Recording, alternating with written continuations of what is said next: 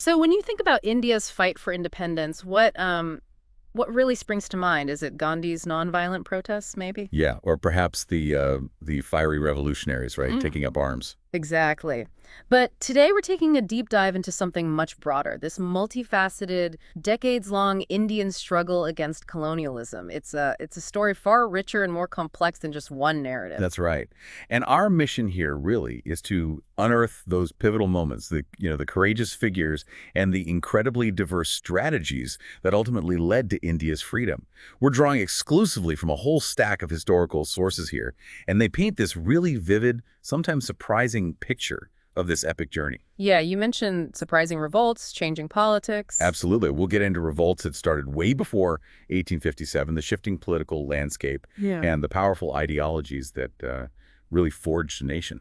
And these sources, they offer such a rich, detailed narrative. It shows that resistance wasn't just a sudden spark, was it? It was more like a continuous flame, flickering, intensifying. Right, right. From those early 19th century local uprisings straight through to the very eve of independence.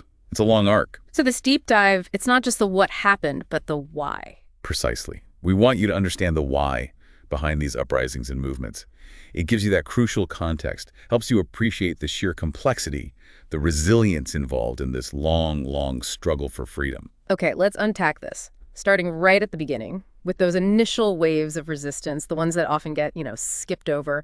What's really striking about these early uprisings is they weren't just isolated acts. They were this sort of low-burning resistance across India long before any big national movement. Exactly. It tells you the idea of freedom was already there, deep in local communities. So give us an example. Okay, we'll take the Bills. When the British East India Company took over Khandesh in 1818, the Bill communities living in the Satpura, Satmala, Ajantha regions, they didn't just accept it. They united against them. We're talking about like 8,000 people joining together, Yeah. led by Trimbakti Dingal's nephews, Gadaji and Mahipa. That's significant. 8,000. Wow. So how did the British handle that kind of unified local resistance? Well, they used this kind of cunning dual strategy. You had Captain Briggs, right? He went for a severe supply blockade, basically trying to starve them out. Harsh. Very. But then, simultaneously, you had Mount Stuart Elphinstone pushing a pacification policy, offering things like jobs, pensions, amnesty, even land grants, agricultural loans. They even recruited some Bills into the army. So carrots and sticks. Kind of. But even with the carrots, the policy of cornering them didn't stop. Major Morin, for instance, basically left them no choice but surrender. And then you have others. Captain Robinson crushed Haria Bill's revolt around 1822. But then there's Lieutenant Outram. He suppressed another big Bill revolt, but his approach was different. He actually lived among them, tried to build trust, integrate them, even while systematically putting down the uprising. That's fascinating. Such contrasting tactics. But it wasn't just the Bills, was it? These early sparks were happening elsewhere, too. Oh, absolutely. All across different regions. It's like the revolt of the Paiks in Odisha. Tell us about them. Right. The Paiks, they were traditional soldiers, serving the local kings for generations. In return, they got free farmlands, these service lands. Their livelihood, basically. Exactly.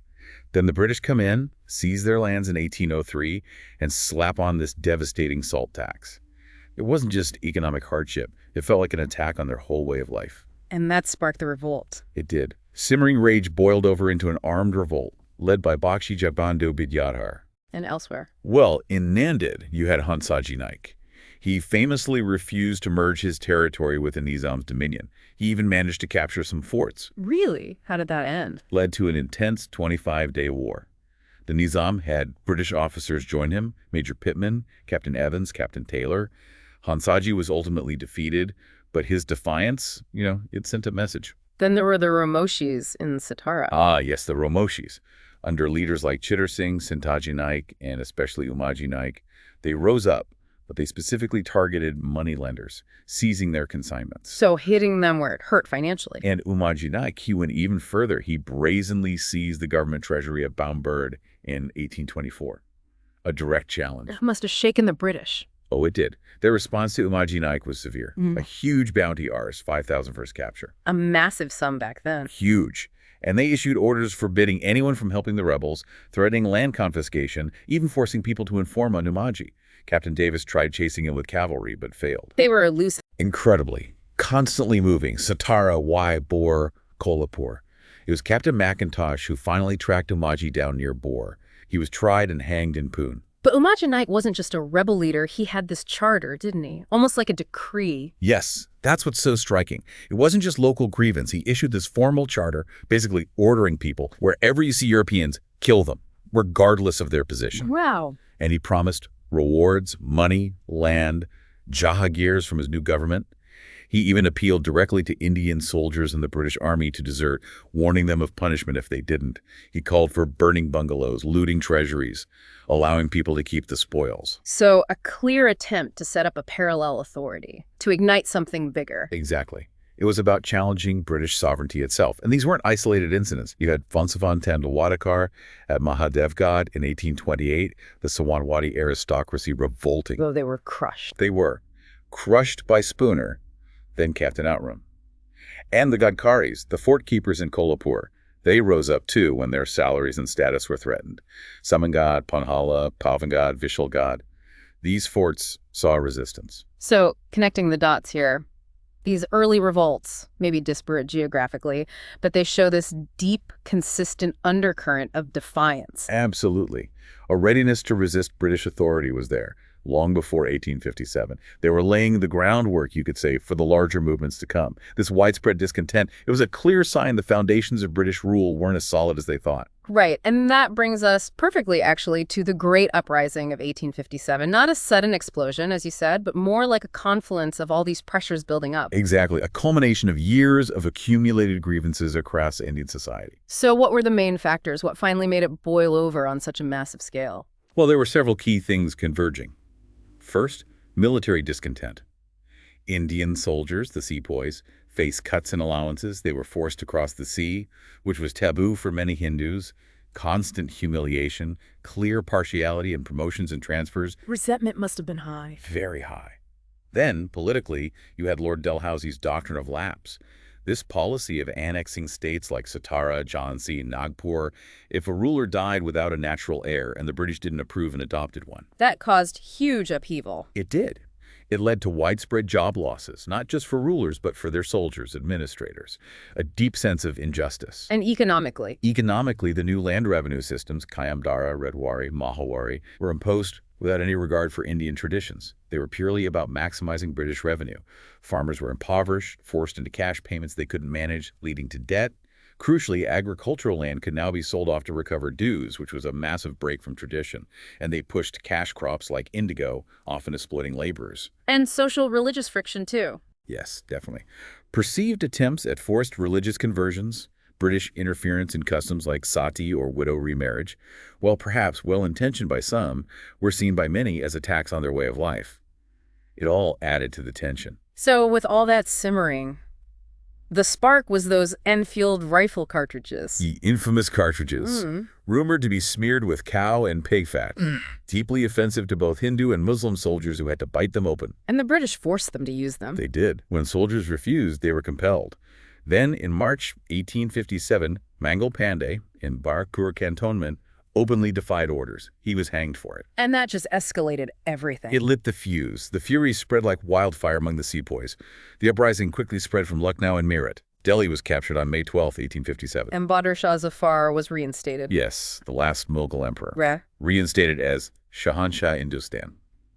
More symbolic than powerful, really. The de facto leaders were people like Nanasaheb Peshwa, Tatya Tope, Rani Lakshmibai, Maulavi Ahmadullah, Augam Hazrat Mahal, Kunwar Singh, Sanani Bat Khan. A real coalition of leaders. Where was the fighting most intense? Intensely focused in places like Delhi, Kanpur, Lucknow, Jhansi, West Bihar. But it spread widely across Punjab, Madhya Pradesh, Rajasthan, even parts of what's now Bangladesh and Bihar. The British response sounds like it was incredibly brutal. How did they manage to regain control? Swift and devastating counteroffensives. They attacked Delhi on May 27th. Brigadier John Nicholas died in the assault, but they eventually succeeded, partly thanks to Sir John Lawrence and Sikh platoons joining them. And Bahadur Shah? Arrested by General Hudson, exiled to Rangoon. That was essentially the end of the Mughal dynasty. What about other key battles? General Havelock and Sir Colin Campbell were key in suppressing Kanpur, defeating Nanasaheb Peshwa and Tatya Tope. In Lucknow, the British actually got help from the King of Nepal, John Bahadur, who sent Gurkha platoons. And then you had figures like Colonel Neil, infamous for his brutal massacres in Benares and Allahabad, just ruthless suppression, hangings, killings, really trying to terrorize the population back into submission. And Jhansi. Rani Lakshmibai is such a legendary figure from that time. Ah, Jhansi, yes. The uprising there was led fiercely by Rani Lakshmibai herself, fighting alongside Nanasaheb Peshwa and Tatya Tope.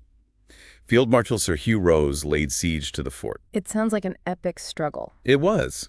Tatya Tope tried bravely to relieve the siege, but he was defeated. Rani Lakshmibai herself, she died fighting in battle, became an absolute symbol of defiance. And Tatya Tope. Tragically, he escaped, kept fighting, but was later betrayed by a Sardar, Man Singh, and eventually caught and hanged in 1859. The British used overwhelming force, but the courage, especially of figures like Lakshmibai, left this huge mark on Indian memory. Even outside the main centers, resistance continued. Oh yes. In Maharashtra, Rango Bapuji Gupte tried to raise a rebellion in Satara, but failed. Babasaheb Bhavan Nargan joined the uprising. Plans in Mumbai were crushed, apparently by blowing rebels up with cannons, and the Bills, led by Bhima Naik and Kajar Singh Naik, seized a treasury in Khandesh. Ramji Shirsad and Chimasaheb were active in Kolhapur. It showed how widespread the sentiment was, even if ultimately suppressed. So despite the military defeat, 1857 had massive long-term impacts. Huge. Queen Victoria herself issued a proclamation afterwards. She actually acknowledged the Indian rage, promised to restore peace. What did she promise, specifically? Things like no discrimination based on race, creed, caste, or birthplace. Employment based on qualification, no interference in religious matters, and crucially, fulfilling agreements made with the princely states, basically stopping the annexations. Interesting. And what about the impact on Indian society itself? Well, it marked a shift. Slowly, those old provincial or communal loyalties began to give way to a more nascent feeling of national unity, a shared experience of struggle. There was also a hard realization. Armed combat alone against the British military machine probably wasn't going to win. This spurred people to think about different, more organized strategies. And for the British? For the British, it was a wake-up call. They realized how dangerous a united Indian populace could be. From then on, they actively adopted the policy of divide and rule, playing communities against each other to prevent another large-scale uprising. That realization, that shift towards organized methods, leads us straight into the next phase, the dawn of organized political movements. And the big one here is the Indian National Congress. Exactly. The INC was a key event, really the first organization that managed to pull people together from all corners of India under one banner for a political purpose. But it didn't just appear out of nowhere, right? There are precursors. Oh, definitely. Several important groups paved the way, building that national consciousness. Yet early ones like the Landholders Association in 1837 focused on landlord interests. Then the British India Society in London, trying to inform the British public. These eventually merged into the British Indian Association in 1851, and they started sending petitions, grievances, directly to the British Parliament. The Madras Native Association did similar work down south. Efforts in London, too. Yes. Dadabhai Naoroji and Bipin Chandra Banerjee set up the East India Association there in 1866, specifically to raise awareness in Britain. Later, the India League in 1875. And back India. Nationalist groups started getting more organized. Surendranath Banerjee's Indian Association was crucial, trying to unite Indians based on common political interests, not just regional ones. They even held a conference in Kolkata in 1883, then the Madras Mahajan Sabha in 84, and the Bombay Presidency Association in early 85, with figures like Justice Talang and Firoza Shah Mehta. So all this activity kind of coalesced into the founding of the Indian National Congress. When and where did that first session happen? December 28, 1885. At the Gokuldas Tejapal Sanskrit College in Mumbai, 72 delegates attended from all over India. Gyan Chandra Banerjee was the first president. And key figures were there. Oh, yes. People like Firoza Shah Mehta, Dadabhai Naoroji, Rahamtullah Sayani, Krishna Trimbak Tilang, a young Gopal Krishna Gokhale. Yeah. Many prominent names. What's often surprising is the role of A.O. Hume, the British official. Yes, Alan Octavian Hume played a significant role in its founding. Some argue it was intended as a safety valve initially, a way for educated Indians to voice concerns constitutionally, to prevent another 1857 perhaps. And what were their initial demands in that first session? They passed 9 resolutions. Key demands included an inquiry into British administration, having elected representatives on councils, employing more Indians in administrative services, holding the civil service exams in India, not just London, curtailing military spending, and funding higher and technical education. quite moderate constitutional demands initially. But even within this new Congress, ideological differences emerged pretty quickly, didn't they? Almost immediately. Especially noticeable in Maharashtra, actually. A really crucial debate sparked up. Should the priority be political reform or social reform? Right, the moderates versus the extremists. Exactly. The extremists argued that political independence, Swaraj, had to come first. Get rid of British rule. Then you can reform society from within. Like Lokmanya Tilak famously said. Precisely. Tilak's line was powerful. The home taken over by others should be recovered first. Then only we can reform it. Get political freedom. Then fix social issues. Whereas the moderates, figures like Ferozeshah Mehta, Gopal Krishna Gokhale, believed in a more gradual approach. They thought if they presented convincing grievances, with proof, the British government, being fair, would eventually yield. They focused on legislative reforms, petitions. And some, like Gopal Ganesh Agarkar, argued for social reform first. Yes, Agarkar's view was, we need to first reform ourselves. He felt social evils weaken the nation, and independence without social reform was incomplete. This fundamental difference, political versus social priority, methods of agitation, it really came to a head. At the Surat session in 1907. Right, the Surat split. Differences over pushing resolutions on Swadeshi self-reliance, promoting Indian goods and boycotts of British goods became irreconcilable. The moderates hesitated. The extremists insisted. The Congress literally split into two groups right there on the session floor. How did the British react to this growing nationalism, especially the extremist wing? They reacted quite harshly. Lord Curzon's partition of Bengal in 1905 was seen by many as a deliberate attempt to weaken Bengali nationalism and control the Congress, which was strong there, and they cracked down on extremist leaders. Lokmanya Tilak was imprisoned for 6 years in Mandalay, Burma, for sedition, charged under Section 124A for his writings, like Shivaji Udgar. A very controversial law even then. Extremely. Bipin Chandra Pal was also imprisoned. Lala Lajpat Rai was deported from Punjab. And you mentioned the Vernacular Press Act earlier. That 1878 law really muzzled the Indian language press. It led to confiscations of books and trials for people like Tilak, Shivarampant Purajope, and Ganesh Damodar Savarkar for their writings. So Tilak comes back from Mandalay during World War I, right? Did his stance change? It did, interestingly. He returned and proposed what he called a responsive cooperation policy. Essentially, he argued that if Indians supported the British war effort, Britain should grant India Swaraj or self-rule in return. A pragmatic shift. Very much so. It showed how leaders adapted strategies based on circumstances. This shift also helped pave the way for reconciliation. The moderates and extremists eventually reunited at the Lucknow Congress session in 1916. Okay, so we've traced the early revolts, the huge 1857 uprising, the shift to organized politics with the INC and its internal debates. But alongside this, other strategies were developing. Let's explore those now. Two prominent but very different approaches. Armed revolution and nonviolent mass movement. Absolutely. A testament to the diverse thinking going into the freedom struggle. Let's start with the armed revolutionaries. Their objective was pretty clear-cut. Weaken the British administration, make people less afraid of the government's power, and ultimately uproot British rule entirely through direct, often violent action. Who are some early figures? Early on, you had people like Ram Singh Kuka leading the Kuka movement in Punjab, which had strong nationalist undercurrents, and Vasudev Balwant Phadke in Maharashtra, often called the father of the armed struggle there. And in Maharashtra, there was the incident with the Chapeka brothers. Yes, Damodar and Balkrishna Chapekar. They assassinated Commissioner Rand in Pune in 1897. They were deeply angered by his really brutal and insensitive handling of the plague epidemic there, seen as tyrannical. These revolutionaries often operated in secret societies, right? They did. Like the Mitra Mela, started around 1899.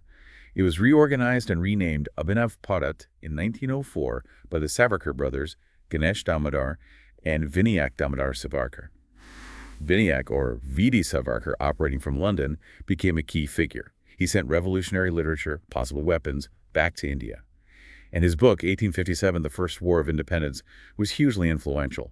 It reframed 1857 not as a mutiny, but as a conscious war for national liberation.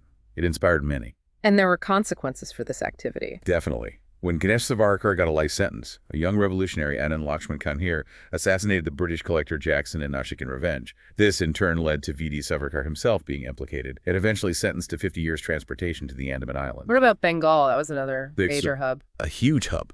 You had the Anushilan Samiti associated with figures like Aurobindo Ghosh and his brother Barindra Kumar Ghosh. They even had a bomb-making center in Maniktala, near Kolkata. And famous incidents like Khudiram Bose and Prafulla Chaki's attempt on Magistrate Kingsford in Muzaffarpur. They threw a bomb at what they thought was his carriage, but accidentally killed 2 British women instead. What happened to them? Prafulla Chaki shot himself to avoid capture.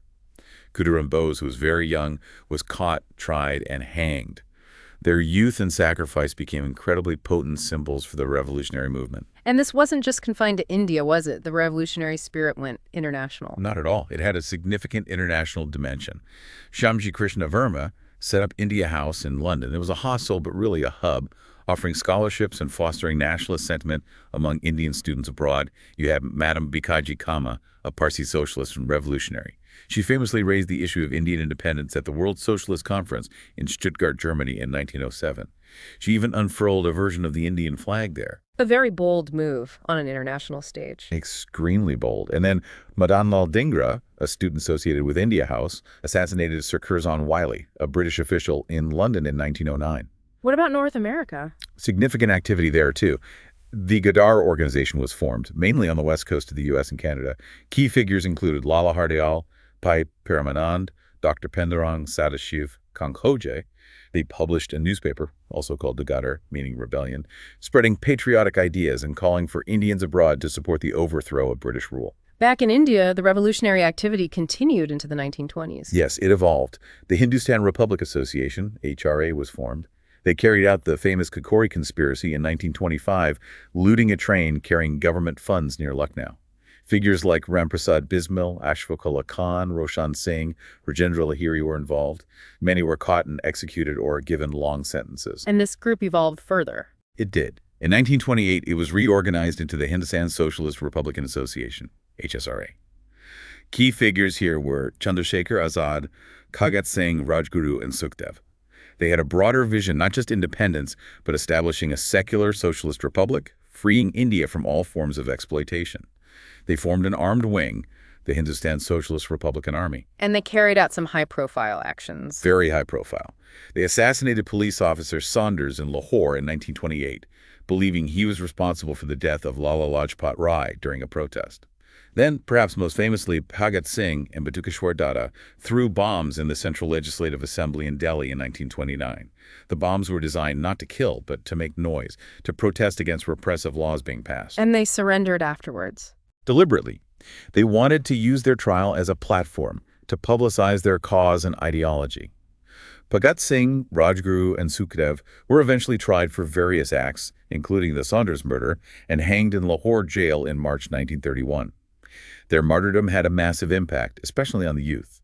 Chandrasekhar Azad also died fighting the police in Alfred Park in Allahabad in 1931. Were there other groups active around this time, communist influence? Yes, the Communist Party of India was also forming, aiming to establish rule by the working class. They faced government repression, too, with major conspiracy cases like the Meerut conspiracy case and the Kanpur Bolshevik conspiracy case, targeting leaders like Shripad Amrut Dange, Muzaffar Ahmed, and Keshav Nilkanth Jogalekar. And back to Bengal, more actions there.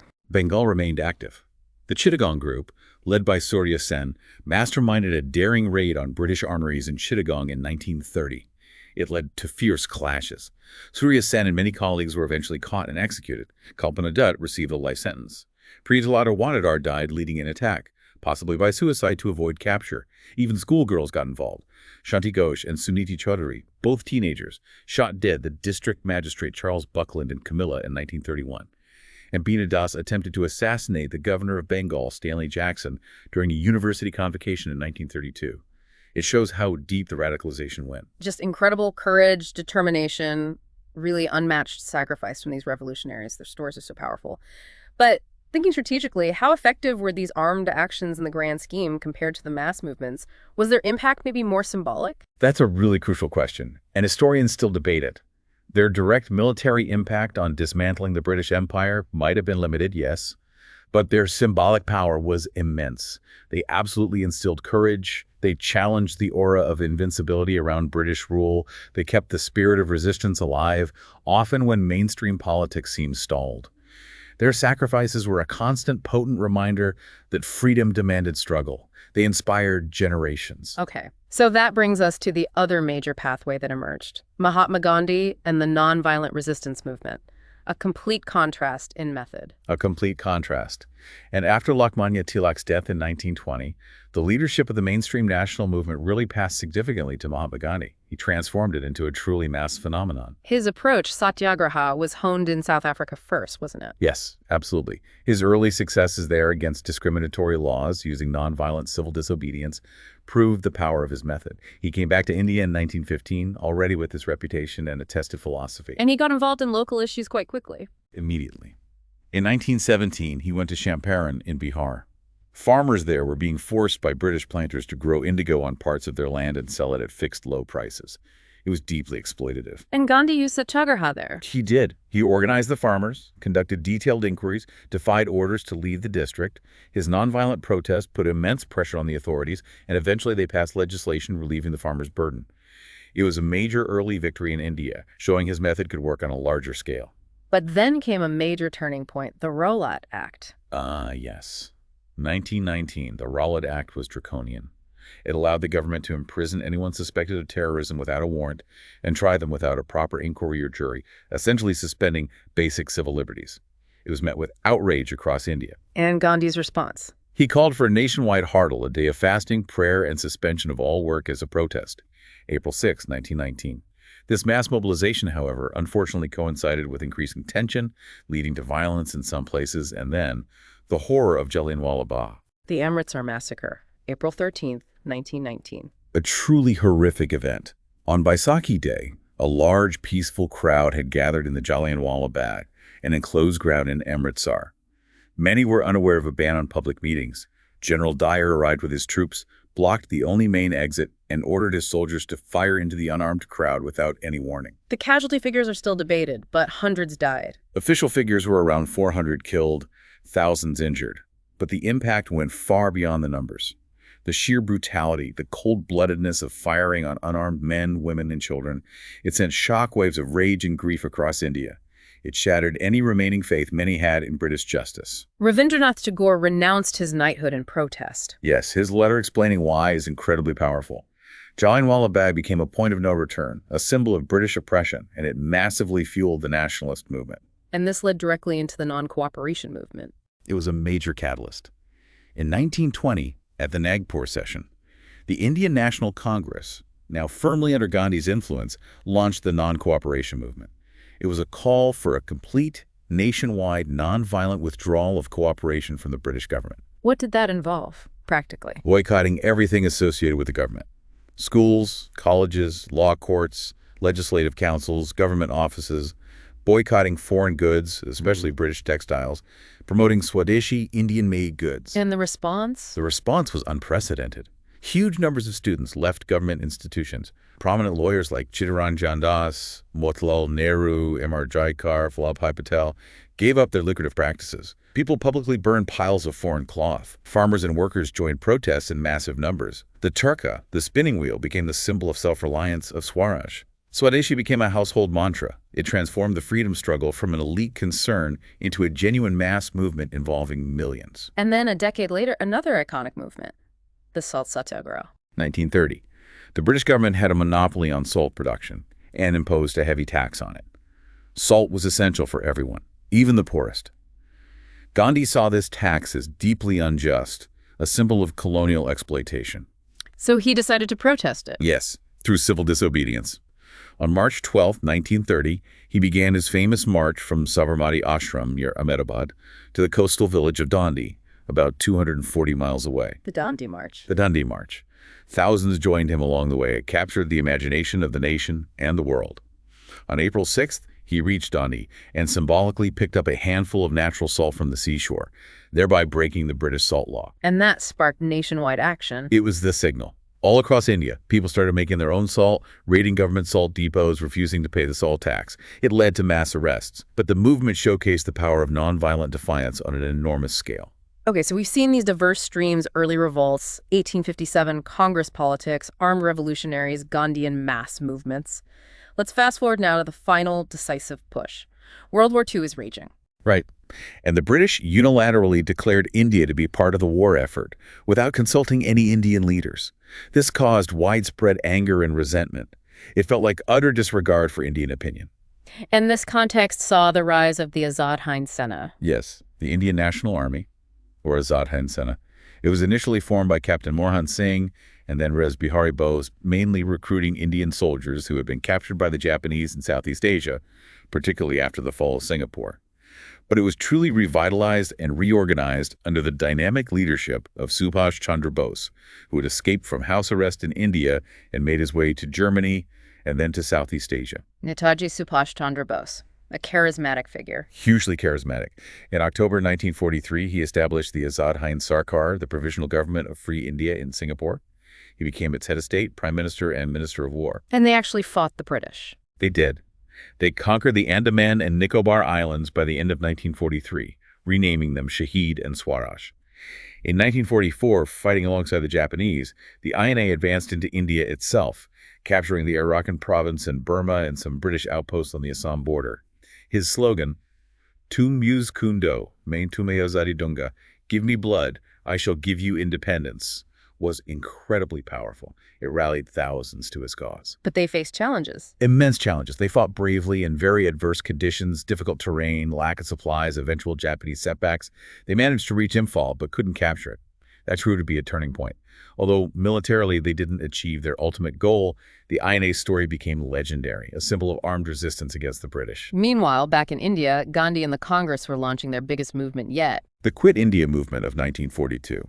Yes, the failure of talks like the Cripps mission, coupled with the worsening war situation and Japanese advances, led the Congress leadership to feel that a final decisive struggle was necessary. The Congress Working Committee met at Wardha in July 1942 and passed a resolution demanding that British rule in India must end immediately. And this was ratified in Mumbai? Yes, at the All India Congress Committee session in Mumbai at the Gowalia Tank Maidan on August 7th and 8th, 1942. Maulana Abul Kalam Azad presided.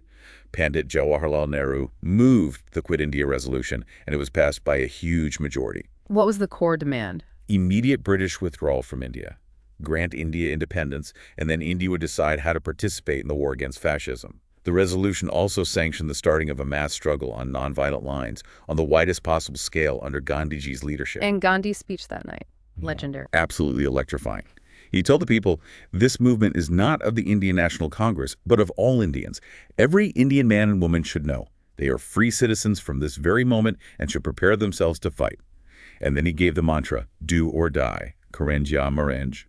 We shall either free India or die in the attempt. An incredibly powerful call to action. How did the British respond this time? And the public? The British responded instantly and ruthlessly. Before dawn on August 9th, they arrested Gandhi, Maulana Azad, Nehru, Patel, and almost all the top Congress leaders across the country. The Congress Party was declared illegal. They banned public meetings, rallies, sealed Congress offices. They tried to completely decapitate the movement before it could even start. But did it work? It didn't stop the movement. In fact, the arrests sparked spontaneous protests, strikes, and demonstrations all over India.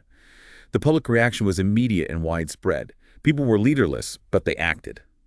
There was violence in some places, attacks on railway stations, post offices, police stations, symbols of British authority, but also immense non-violent resistance. Villages like Chimur, Ashti, Yawali in Maharashtra, Mahad, Gargodi, saw incredibly steadfast and courageous resistance. So the leadership vacuum was filled. In a way, yes. By the end of 1942, with the top leaders jailed, the movement's leadership passed to the common people, and especially to younger socialist leaders who went underground. People like Jayaprakash Narayan, Dr. Ram Manohar Lohia, Achyutrao Pawardhan, Aruna Asaf Ali, S.M. Joshi, N.G. Gore. They used pseudonyms, set up secret networks, kept the struggle going. And this led to parallel governments. Yes, one of the most remarkable features of Quit India. In several parts of the country, British administration was completely uprooted for periods, and local people set up their own independent governments, or Pratisarkar. This happened in Midnapur in Bengal, Balia in UP, Bhagalpur and Purnia in Bihar near Azamgarh. Perhaps the most famous and long-lasting was the Pride Sarkar established by Krantisinghe Nana Patil in Satara district of Maharashtra. It functioned for years, taking over administration, running people's courts, distributing grain, effectively replacing British rule locally. Amazing. And other forms of underground activity. Absolutely. Local groups emerged like the Azad Dasta Freedom Squad, led by Pai Kotwal near Karjat, Maharashtra. General Awari formed the Lal Sena Red Army in Nagpur. And crucially, an underground radio station, the Azad Radio, started broadcasting from Mumbai, operated by people like Vital Jafari and Usha Mehta, spreading news and keeping morale high. Even during the horrific Bengal famine of 1943, which killed millions, the spirit of resistance continued. Revolutionaries like Ajay Mukherjee were trying to organize relief and effectively declaring a national government, emphasizing self-reliance even in the face of such tragedy. So summing up these final moments, the Quit India movement, although brutally suppressed, really shook the foundations of British rule. It did. It demonstrated the depth of anti-British feeling and the determination of Indians to be free. Even though it was suppressed, it made it crystal clear to the British that ruling India against the will of its people was becoming impossible, especially after the war had weakened Britain itself. And other events added pressure. Yes. Things like the INA trials, where the British tried captured INA officers, sparked huge public sympathy and protests. And then the rebellion of the sailors of the British Indian Navy in 1946, the RIN Mutiny, was another major shock to the system. It showed that even the armed forces, the bedrock of British control, could no longer be fully relied upon. With independence looking inevitable, the issue of partition came to the forefront. Tragically, yes. Muhammad Ali Jinnah and the Muslim League had been strengthening their demand for a separate Muslim nation, Pakistan. As independence neared, this demand intensified, leading to horrific communal riots, particularly in 1946 and 1947.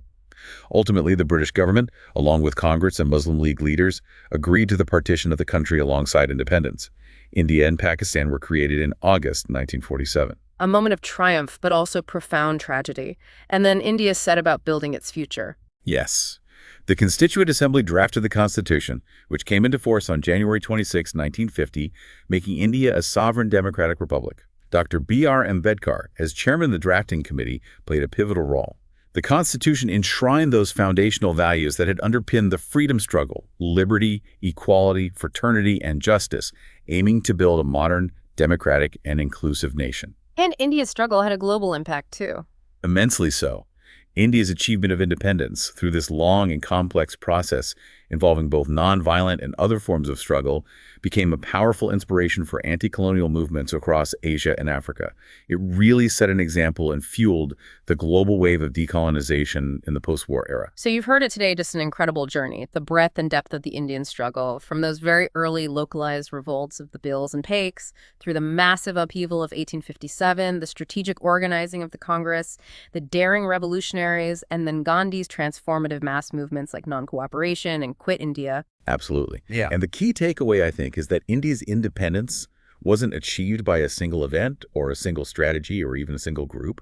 It was this cumulative result of so many diverse, persistent, sometimes conflicting efforts: armed struggle, nonviolent resistance, constitutional politics, all driven by that one unwavering goal: freedom.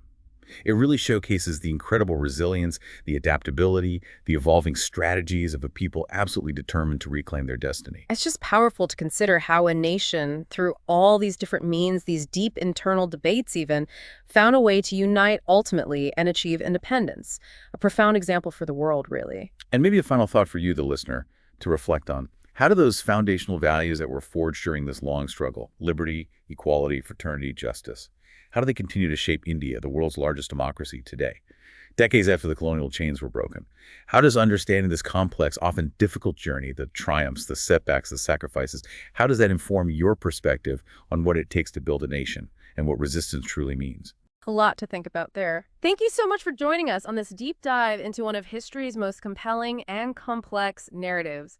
We really hope you continue exploring these rich historical stories.